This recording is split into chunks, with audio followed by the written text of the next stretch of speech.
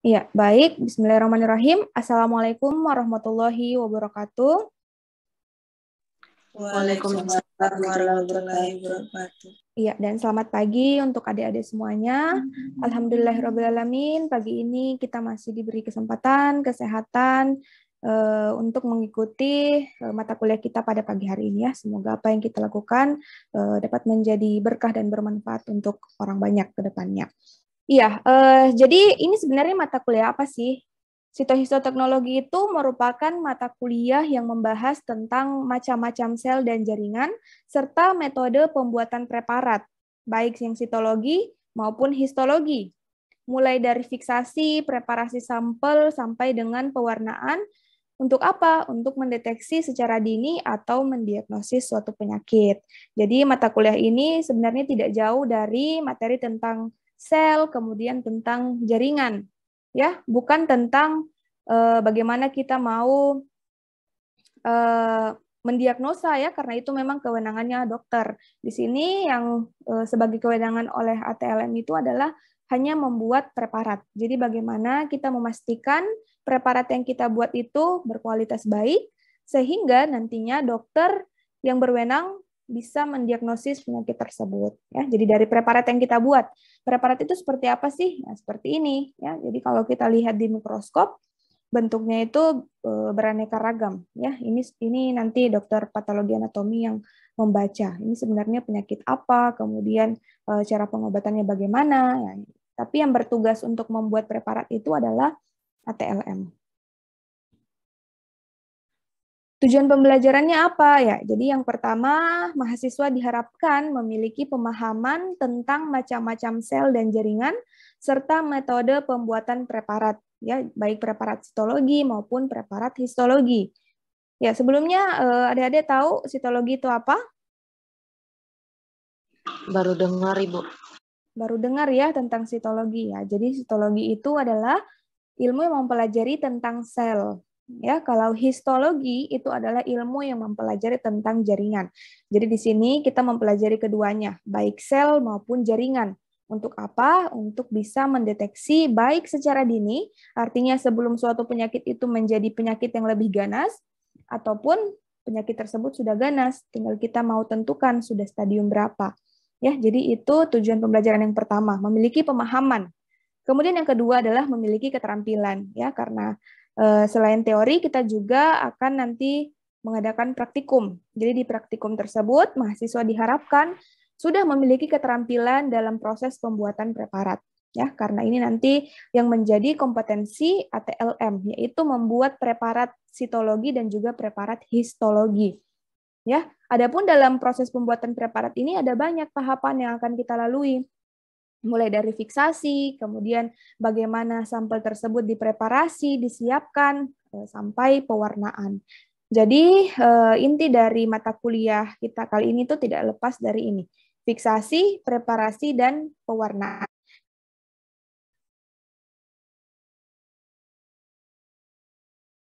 Ya, kita masuk pada materi pembelajaran yang pertama, yaitu tentang konsep dasar sitohistoteknologi. Adapun subjeknya yang pertama, definisi sitohistoteknologi, yang kedua, tujuan dan manfaat sitohistoteknologi, yang ketiga, gambaran umum pembuatan preparat sitologi, dan yang keempat, gambaran umum pembuatan preparat histologi. Jadi ini masih gambaran umum ya, nanti mengenai detailnya kita bahas di pertemuan selanjutnya. Ya, adapun standar kompetensi setelah mempelajari bab ini, mahasiswa diharapkan dapat memahami konsep dasar sitohistoteknologi. Ya, kita masuk pada definisi. Apa sebenarnya sitohistoteknologi itu? Jadi adik-adik semuanya, sitohistoteknologi itu berasal dari dua cabang ilmu. Yang pertama cabang ilmu sitologi, yang kedua cabang ilmu histologi. Ya, jadi sekali lagi sitologi adalah ilmu yang mempelajari tentang sel dari kata site ya atau sel. Kemudian histologi adalah ilmu yang mempelajari tentang jaringan. Jadi tidak lepas dari kedua hal ini. Karena histologi ini sebenarnya adalah sel juga, ya, kumpulan sel yang bergabung membentuk suatu jaringan. Jadi kalau diringkas, sitohistoteknologi merupakan ilmu yang mempelajari tentang preparasi sel-sel dan jaringan, ya tadi sito dan juga histo, sampai menjadi preparat mikroskopik yang digunakan untuk mendiagnosa adanya kelainan-kelainan dalam tubuh. Jadi kita pelajari dulu nih, bagaimana sih sebenarnya bentuk sel yang normal, bentuk sel yang abnormal, kemudian bentuk jaringan yang normal, bentuk jaringan abnormal, baru kita bisa membuat preparatnya. Ya, jadi bagaimana preparat yang kita buat ini adalah preparat yang merepresentasi, ya, yang merepresentasi keadaan sebenarnya dalam tubuh. Jangan sampai di tubuhnya ini sebenarnya kankernya sudah stadium 3, tapi karena preparat kita berkualitas buruk, nah, dokter yang mengamati, nah ini masih stadium 1, ya, misalkan sel-selnya hilang, atau ada perlakuan yang membuat sel-selnya itu terhapus, salah pewarnaan kah, salah fiksasi kah, sehingga dokter yang membaca itu, oh ini masih stadium ringan karena selnya masih sedikit, atau misalkan intinya tidak terwarnai baik, sehingga dokter berasumsi bahwa ini masih stadium ringan, ternyata sudah stadium berat. Nah itu kan sangat fatal kesalahannya, sehingga di sini ATLM diharapkan mampu untuk membuat preparat yang berkualitas baik, ya, sehingga nanti dokter yang mendiagnosa dapat memberikan penanganan yang tepat kepada pasien. Oke, itu definisi sitohistoteknologi. Nah, lalu apa tujuan dan manfaat kita mempelajari mata kuliah ini? Nah, yang pertama, mempelajari bentuk dan struktur jaringan tubuh, ya, baik yang normal maupun abnormal. Nah, di sini bisa kita lihat, ini saya ambil contoh sel serviks, ya, sel serviks atau sel rahim yang normal dan yang abnormal. Kita lihat, ini adalah sel serviks yang normal. Sel serviks yang normal ditandai dengan ukuran inti sel yang kecil. Ya, coba perhatikan. Yang normal itu inti selnya yang kecil. Ini, yang seperti bintik-bintik yang ada di tengah sel ini. Nah, lalu bagaimana yang abnormal? Ternyata yang abnormal itu bentuk intinya lebih besar, ya, lebih besar karena memang ini adalah sel-sel muda yang sebenarnya tidak seharusnya keluar, tapi dia sudah keluar, ya, karena terdesak. Nah, ini nanti kelainan-kelainannya kita bahas di pertemuan tersendiri. Jadi kita bisa tahu, kita bisa membedakan sel normal itu seperti apa? Oh, ternyata sel normal itu intinya kecil. Sel yang abnormal kalau stadium 1 mulai besar intinya. Stadium 2 mulai lebih besar, dan stadium 3 itu lebih besar dia punya inti sel. Ya. Selanjutnya, kita bisa mempelajari perubahan sel atau jaringan atau organ tertentu, ya. Bisa kita lihat di sini, jelas terjadi perubahan mulai dari yang normal kemudian berubah menjadi stadium 1, ya. Baik dari warna selnya, kemudian bentuk selnya, ukuran selnya, semuanya berubah. Mulai dari inti sel, dari kecil berubah menjadi besar, kemudian sitoplasmanya dari besar, ya ini sitoplasma, ya, yang di sekeliling inti sel ini sitoplasma. Dari awalnya besar, kemudian mengecil sampai akhirnya sudah hampir tidak terlihat sitoplasmanya. Karena inti sel sudah hampir menguasai, sudah hampir menutupi selnya. Ya. Yang ketiga adalah membantu menegakkan diagnosis, prognosis, dan evaluasi pengobatan suatu penyakit, ya. Kebanyakan kalau sitopatologi itu penyakitnya yang dibahas adalah tumor atau kanker, ya. Meskipun penyakit-penyakit lain juga bisa didiagnosa, tapi kebanyakan untuk sitohisto itu membahas tentang kanker atau tumor. Ya, jadi bisa kita sebenarnya bukan kewenangan ATLM, ya, ini kewenangan dokter. Kita hanya bertugas untuk membuat preparatnya yang berkualitas baik. Jadi dokter nanti bisa menegakkan diagnosis, apakah ini kankernya masih normal, ataukah sudah stadium 1, ataukah sudah stadium 2, atau bahkan sudah stadium 3. Nah, dokter juga bisa menentukan prognosisnya, ya, apakah penyakitnya ini masih kategori ringan kah, ataukah prognosisnya sebenarnya sudah buruk. Dan bisa juga dievaluasi pengobatannya. Jadi misalkan penderita-penderita kanker yang sudah menjalani terapi, mau dilihat apakah dengan terapi tersebut selnya menjadi normal, atau bahkan menjadi buruk. Itu yang dimaksud dengan diagnosis, prognosis, dan juga evaluasi pengobatan. Jadi bisa terlihat semua dari gambaran sel ya.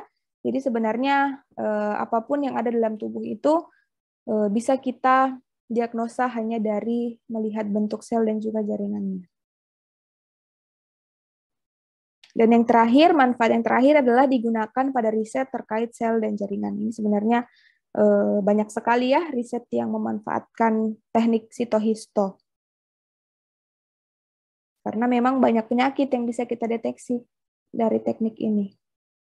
Oke, next. Nah, ini ya, ini adalah gambaran umum dari pembuatan preparat sitologi. Seperti yang saya katakan tadi, nah ini contohnya, sebenarnya ini adalah metode pap smear ya, metode untuk pewarnaan pap smear, tapi pada umumnya semua preparat sitologi melalui 5 tahapan ini. Yang pertama ada sample collection, ya, atau pengumpulan sampel. Pengumpulan sampel ini pun ada berbagai macam.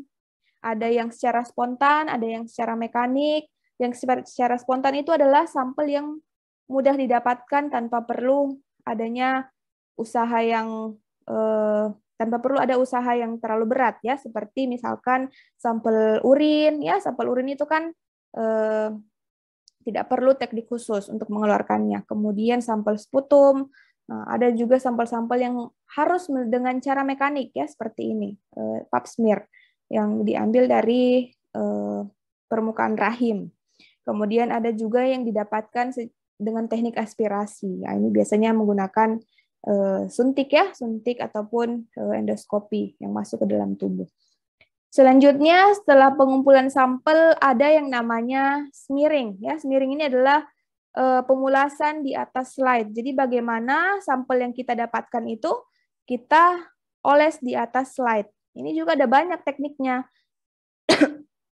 Tergantung dari jenis sampelnya. Jadi tidak sembarang ya, kalau misalkan sampel urin, bagaimana cara pengolesannya di atas slide, kemudian kalau sampel sputum caranya bagaimana, kemudian sampel pap smear bagaimana caranya, nah, itu nanti akan kita pelajari. Jadi masing-masing sampel mempunyai teknik smearing yang berbeda. Selanjutnya setelah smearing ada tahap fiksasi. Jadi ingat 5 tahapan ini ya. Soal-soal yang keluar di UKOM pun tidak lepas dari 5 tahapan ini untuk preparat sitologi. Jadi ada sample collection, ada smearing, ada fiksasi. Jadi fiksasi ini adalah teknik untuk menetapkan sel di atas slide. Jadi agar sel ini tidak berubah bentuk lagi. Agar dia fix, agar dia menempel pada slide.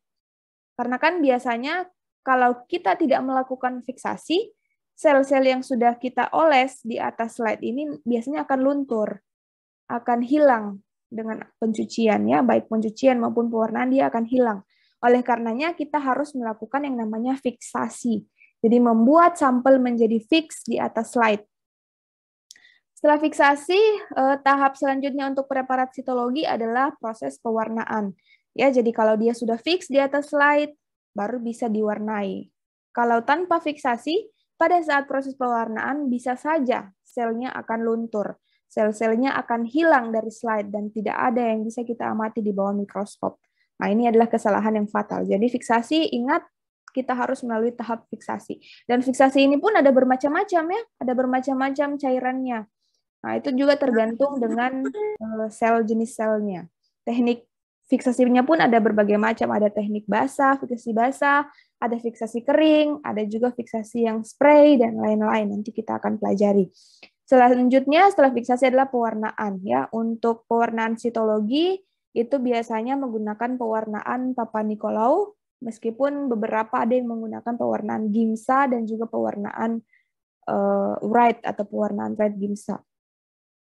Lalu setelah pewarnaan masuk pada tahap mikroskopik atau tahap penjaminan mutu. Ya, sebenarnya ini mikroskopik ini yang mengamati kan dokter, tapi kita sebagai ATLM mengamati di bawah mikroskop hanya sebagai tahap untuk menjamin bahwa slide kita ini sudah berkualitas baik. Jadi kita amati. Ini apakah slide kita ada robekan, ataukah ada lipatan, ataukah sel-selnya justru terhapus. Nah, ini kita masuk pada jaminan mutunya. Jadi bukan untuk mendiagnosa penyakitnya, tapi untuk melihat apakah slide kita berkualitas baik ataukah buruk mutunya. Oke. Nah, selanjutnya ini adalah pembuatan preparat histologi. Kalau tadi sitologi, ingat ada 5 tahapan.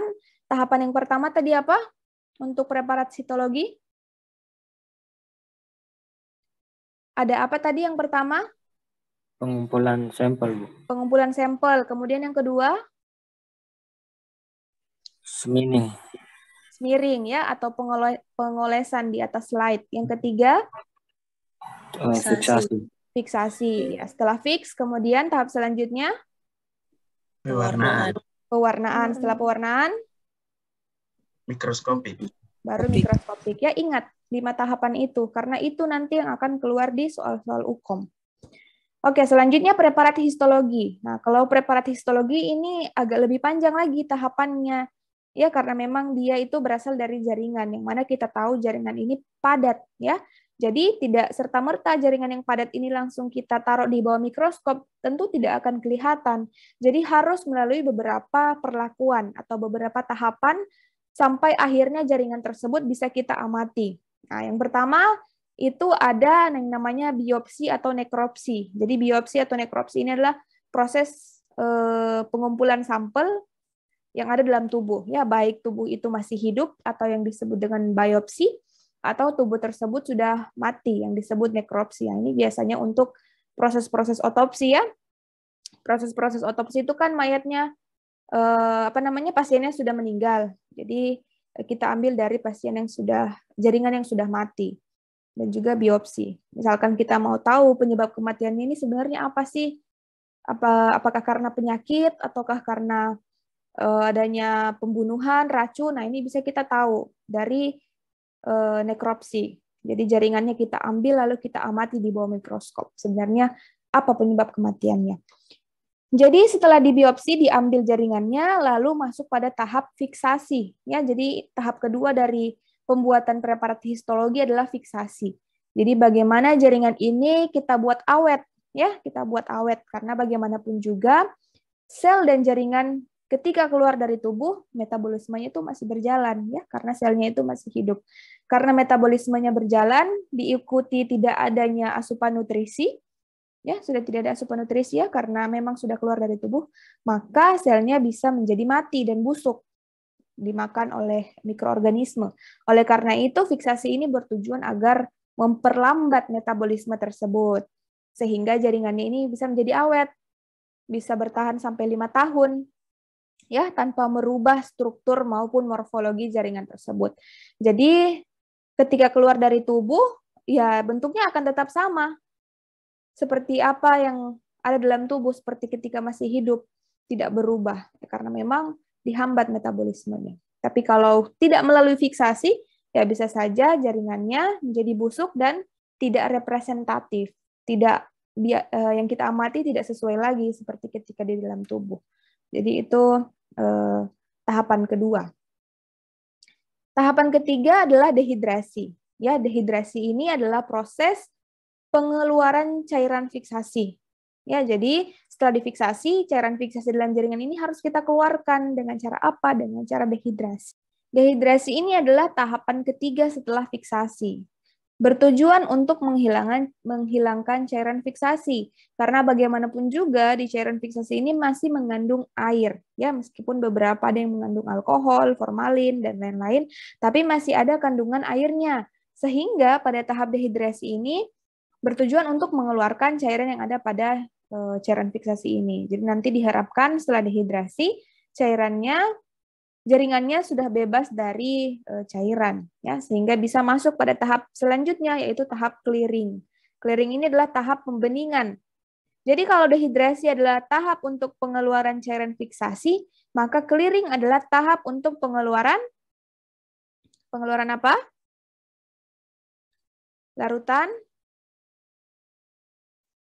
Larutan dehidrasi. Ya, jadi kalau dehidrasi itu adalah tahap pengeluaran larutan fiksasi, maka clearing adalah tahap pengeluaran larutan dehidrasi. Jadi larutan dehidrasi ini adalah alkohol biasanya.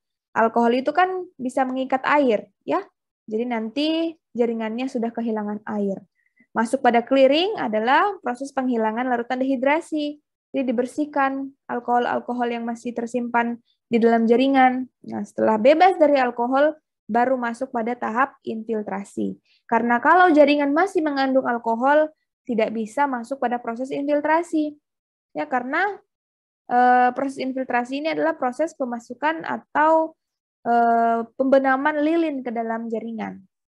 Kalau ada alkoholnya, atau kalau ada sisa-sisa larutan fiksasi, maka tidak bisa masuk karena infiltrasi yang digunakan adalah larutan atau cairan parafin ya, atau cairan larutan lilin. Sehingga memang harus bebas dari cairan-cairan sebelumnya ini. Jadi setelah itu, setelah jaringan menjadi keras karena sudah diberikan larutan lilin, maka masuklah pada tahap embedding ya. Tahap embedding ini adalah tahap pembenaman di dalam blok parafin. Jadi nanti dia seperti semacam blok ya, atau kotak begitu berisi jaringan. Nah, setelah embedding inilah baru jaringan siap untuk dipotong karena sudah menyatu dengan parafin ini, sudah menyatu dengan lilin sehingga nanti pemotongannya lebih mudah. Bayangkan kalau jaringan tidak kita masukkan ke dalam lilin, nah ini tidak bisa dipotong ya, karena jaringannya masih lunak. Jadi proses pengerasan jaringannya justru pada proses ini. Infiltrasi dan embedding. Jadi nanti lilinnya itu cair ya, masih cair karena adanya pemanasan. Sehingga nanti mudah membentuk atau menutupi seluruh jaringan. Tapi setelah didiamkan, maka jaringan tersebut akan menjadi keras sehingga mudah untuk dipotong. Jadi proses pemotongan ini atau sectioning ini biasanya menggunakan mikrotom. Ya, mikrotom atau alat pemotong yang mikro. Jadi dia bisa memotong dengan ketebalan sampai satuan mikrometer. Ya, jadi sangat tipis. Kalau jaringannya tebal, tentu kita tidak bisa mengamati sel-selnya secara utuh, ya karena tertutupi. Jadi sel-selnya itu diusahakan setipis mungkin sehingga kita mampu mendeteksi baik bentuk, warna, struktur dari sel atau jaringan yang akan kita amati. Jadi pemotongannya itu setipis mungkin. Jadi setelah pemotongan baru masuk pada tahap ke-8 yaitu tahap floating. Ya. Jadi ini kan masih berupa pita-pita parafin, belum kita rekatkan ke slide ya. Jadi belum bisa diamati di bawah mikroskop. Jadi tahap floating ini adalah tahap perekatan atau penempelan jaringan di atas slide sehingga nanti memudahkan kita untuk mengamati. Setelah menempel atau setelah berada di atas slide, baru masuk pada tahap deparafinisasi. Deparafinisasi ini adalah tahap penghilangan parafin. Ya, jadi ini kan semuanya parafin, semuanya lilin. Jadi nanti di tahap ini kita harus keluarkan lilinnya. Sehingga yang tersisa di atas slide hanyalah jaringan. Bagaimanapun juga, lilin ini bisa mengaburkan hasil, bisa membuat kualitas pewarnaan menjadi jelek, sehingga harus dihilangkan pada tahap deparafinisasi. Setelah hilang, baru masuk pada staining ya atau pewarnaan. Adapun untuk preparat histologi, pewarnaannya itu ada pewarnaan hematoksilin eosin ataupun pewarnaan imunostaining. Pada umumnya dua pewarnaan ini. Ya, coba diulang untuk preparat histologi. Bentar ya. Ya, yang pertama apa tadi? Tahap yang pertama untuk preparat histologi? Biopsi. Pengumpulan sampel yang mati. Biopsi atau nekropsi ya, atau pengumpulan sampel. Kemudian yang kedua?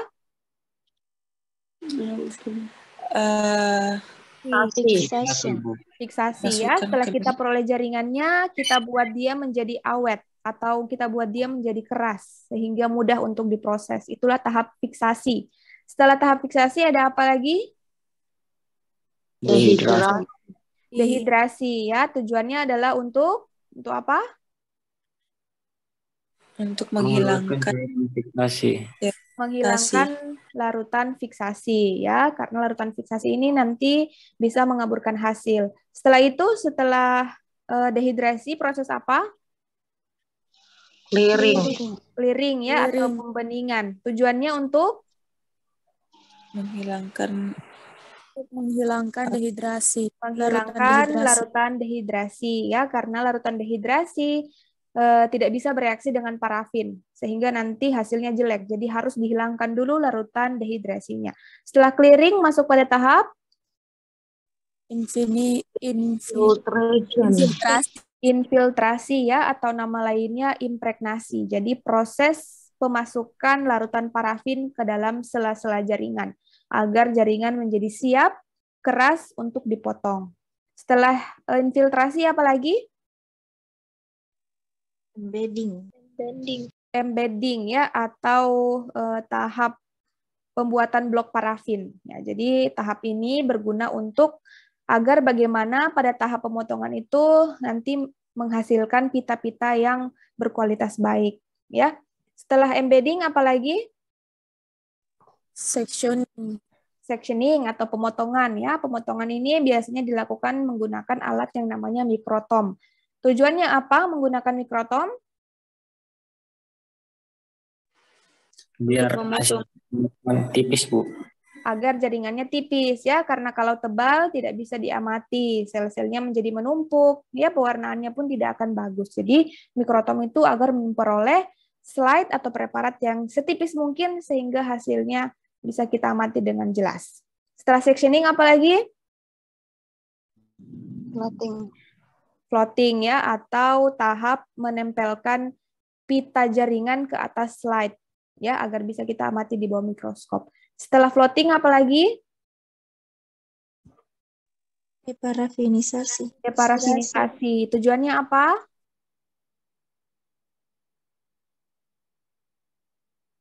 Tujuan deparafinisasi apa? Menghilangkan parafin dari ini preparat. Ya. Kenapa harus dihilangkan?